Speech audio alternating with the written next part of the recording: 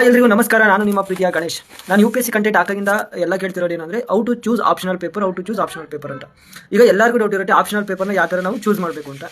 Actually ನಂದು engineering background ಅಲ್ಲ, ನಾನು ಫಸ್ಟು ಎಲೆಕ್ಟ್ರಿಕಲ್ ಚೂಸ್ ಮಾಡೋಣ ಅಂದ್ಕೊಂಡಿದ್ದೆ. ಆ್ಯಕ್ಚುಲಿ ನಾನು ಬಂದುಬಿಟ್ಟು ಎಲೆಕ್ಟ್ರಾನಿಕ್ಸ್ ಆ್ಯಂಡ್ ಕಮ್ಯುನಿಕೇಷನ್ ಇಂಜಿನಿಯರಿಂಗು, ನಾನು ಬಂದುಬಿಟ್ಟು ಎಲೆಕ್ಟ್ರಿಕಲ್ ಚೂಸ್ ಮಾಡೋಣ ಅಂತ ಮಾಡಿದ್ದೆ. ಬಟ್ ಅದು ನಾವು ಅಂದ್ಕೊಂಡಾಗ ಆಗಬೇಕಲ್ಲ.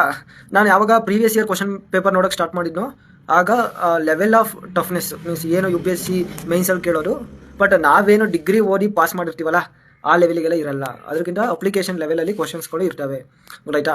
ನಿಮ್ಮದು ಬ್ಯಾಕ್ಗ್ರೌಂಡು ನಿಮ್ಮ ಡಿಗ್ರಿಲಿ ಏನು ನೀವು ಓದ್ತಿರೋ ಡಿಗ್ರಿಲಿ ಚೆನ್ನಾಗಿದೆ ಅಂದರೆ ಅದನ್ನ ಚೂಸ್ ಮಾಡಿ. ಫಾರ್ ಎಕ್ಸಾಂಪಲ್ ಇಂಜಿನಿಯರಿಂಗಲ್ಲಿ ಎಲೆಕ್ಟ್ರಿಕಲ್ ಮೆಕ್ಯಾನಿಕಲು ನಿಮಗೆ ಪಕ್ಕಾ ಪ್ರಾಕ್ಟಿಕಲ್ ಅಪ್ಲಿಕೇಶನಲ್ಲಿ ಸೊಲ್ಯೂಷನ್ ನೀವು ಕೊಡ್ತೀನಿ ಅಂದರೆ you can choose any electrical subject any technical subject as a optional paper.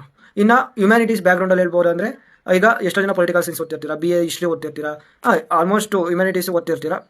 ನಿಮಗೆ ಯಾರು UPSC ಮಾಡಬೇಕು ಅಂತ ಒಂದು ಮೈಂಡ್ ಸೆಟ್ ಇರುತ್ತೋ ಈಗಲೇ ಚೂಸ್ ಮಾಡ್ಕೊಳ್ಳಿ ನಾನು ಯಾವ ಆಪ್ಷನಲ್ ತೊಗೋಬೇಕು. ಈಗ ಪೊಲಿಟಿಕಲ್ ಸೈನ್ಸಲ್ಲೂ ಒಳ್ಳೊಳ್ಳೆ ಸ್ಕೋರ್ ಆಗ್ತಿದೆ ಒಂದು 2-3 ಇಯರ್ಸಿಂದ. ಅದನ್ನ ಚೂಸ್ ಮಾಡಿ, ಅದನ್ನ ನೀಟಾಗಿ ನಿಮ್ಮ ಡಿಗ್ರಿಲಿ ನೀಟಾಗಿ ಓದಿ, ಫೋಕಸಲ್ಲಿ ಓದಿ.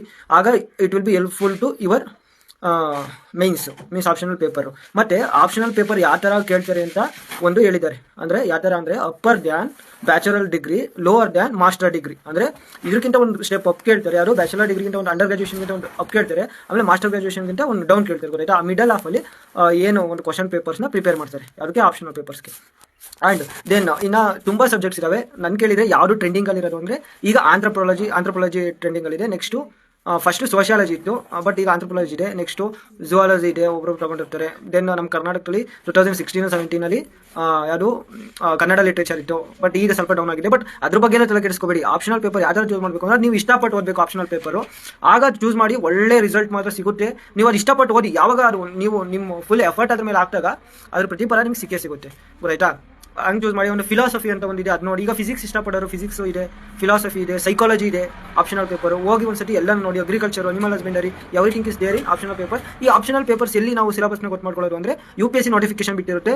ಅದಾದಮೇಲೆ ಫುಲ್ಲು ಎಷ್ಟು ಪೇಜ್ ಇರ್ತಲ್ಲ ಅಷ್ಟು ಎಲ್ಲ ಆಪ್ಷನಲ್ ಪೇಪರ್ನು ಸಿಲೆಬಸ್ನ ಡೀಟೇಲ್ಸಾಗಿ ಕೊಟ್ಟಿರ್ತಾರೆ. ನಿಮಗೆ ಯಾವ್ದು ಬೇಕು ಅದನ್ನ ಹೋಗಿ ಅಲ್ಲಿ ನೋಡ್ಕೊಳ್ಳಿ. ಸರ್ಚ್ ಮಾಡಿದರೆ ಪ್ರತಿಯೊಂದು ಆಪ್ಷನಲ್ ಪೇಪರ್ಸು ಸಿಗುತ್ತೆ. This is all about information regarding optional paper. ಏನೇ ಡೌಟ್ ಇದ್ರೂ ಕಮೆಂಟ್ ಮಾಡಿ and I will answer that one. Okay? ಜೈ ಹಿಂದ್, ಜೈ ಕರ್ನಾಟಕ ಮಾತೆ.